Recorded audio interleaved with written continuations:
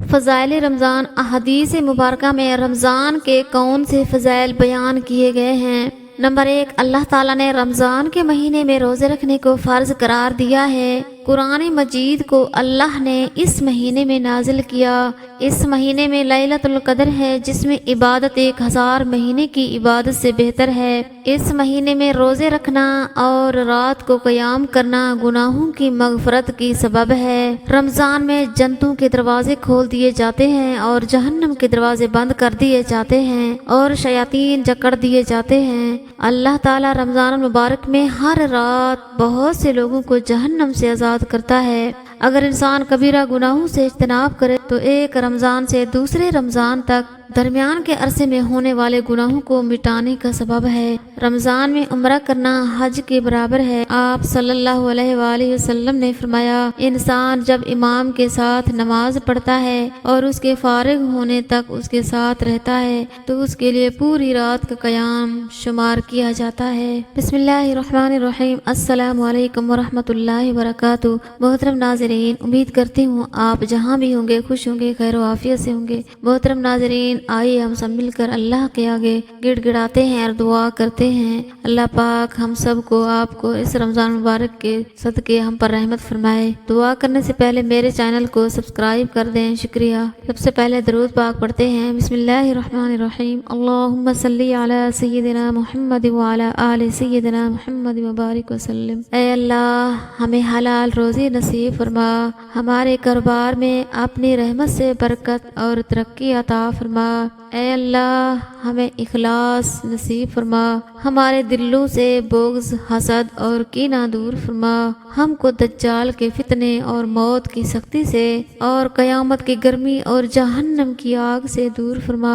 اے مولا کریم، اے میرے اللہ، ہمارے بچوں کو علم و دین کی دولت سے سرفراز فرما اور نیک صالح بنا دے۔ اے میرے رب، ہم گناہوں کے بوجھ تلے دبے ہوئے ہیں، صرف تیری رحمت کا آسرا ہے تو ہم کو اپنی رحمت سے بخش دے۔ اے غفور الرحیم، اے میرے رب، ہمارے گناہوں کو معاف فرما دے۔ اے اللہ، ہم گناہوں سے شرمندہ ہیں، ہم توبہ کرتے ہیں تو ہماری خطاؤں کو معاف فرما دے۔ یا اللہ، یا رب العالمین، خیر فرما میری، میرے گھر والوں کی، میرے والدین، بہن، بھائی، رشتہ داروں اور دوست احباب کی۔ یا اللہ، ان سب کی خیر فرما، جن کو میں جانتی ہوں یا جن کو نہیں جانتی، یا جو نزدیک ہیں یا دور ہیں۔ اے میرے مالک، سب مومن مسلمانوں کی تکلیفیں اور پریشانیاں دور فرما۔ یا اللہ، یا رب العزت، مجھ سے جڑے تمام رشتوں کو خیر و عافیت والی زندگی عطا فرما، مجھ سے جڑے تمام رشتوں کے رزق و روزی کاروبار میں برکت عطا فرما۔ اے میرے مالک، مجھ سے جڑے تمام رشتوں کو بیماریوں پریشانیوں سے محفوظ فرما۔ اے میرے اللہ، مجھ سے جڑے تمام رشتوں کو حسد، نظر بد اور ہر شر سے محفوظ فرما۔ یہ دعا میرے اور تمام پڑھنے والوں کے حق میں بھی قبول و مقبول فرما۔ ربنا آتنا فی الدنیا حسنۃ وفی الآخرۃ حسنۃ وقنا عذاب النار۔ اے میرے پالنے والے، میرے اللہ، مجھے نماز کا پابند رکھ اور میری اولاد کو بھی۔ اے میرے رب، ہماری دعا قبول فرما۔ اے میرے پروردگار، مجھے بخش دے اور میرے ماں باپ کو بھی بخش دے اور دیگر مومنین کو بھی جس دن حساب ہونے لگے۔ ربنا ظلمنا انفسنا وان لم تغفر لنا وترحمنا لنكونن من الخاسرین۔ ربنا لا تؤاخذنا إن نسينا أو أخطأنا، ربنا ولا تحمل علينا إصرا كما حملته على الذين من قبلنا، ربنا ولا تحملنا ما لا طاقة لنا به واعف عنا واغفر لنا وارحمنا انت مولانا فانصرنا علی القوم الکافرین۔ اے آسمان و زمین کے پیدا کرنے والے، تو دنیا و آخرت میں میرا ولی دوست اور کارساز ہے۔ تو مجھے اسلام کی حالت میں فوت کر اور نیکیوں میں ملا دے۔ رب انی مسنی الضر وانت ارحم الراحمین۔ اے پروردگار، اے میرے مالک، اے میرے خالق، ہم کو اپنا فرمانبردار بنائے رکھنا اور ہماری اولاد میں سے بھی ایک گروہ کو اپنا متی بنائے رکھنا، اور پروردگار ہمیں ہمارے طریق عبادت بتا اور ہمارے حال پر رحم کے ساتھ توجہ فرما، بے شک تو توجہ فرمانے والا مہربان ہے۔ رب اغفر وارحم وانت خیر الراحمین۔ اے میرے رب، تو بخش اور رحم کر، تو سب مہربانوں سے بہتر مہربانی کرنے والا ہے۔ رب ارحمہما کما ربیانی صغیرا رب انی مغلوب فانتصر۔ میرے رب، میں بے بس ہوں، تو میری مدد فرما۔ اے ہمارے پروردگار، تو جو کچھ بھلائی میری طرف اتارے میں اس کی محتاج ہوں۔ ربنا هب لنا من ازواجنا وذرياتنا قرة اعین واجعلنا للمتقین اماما۔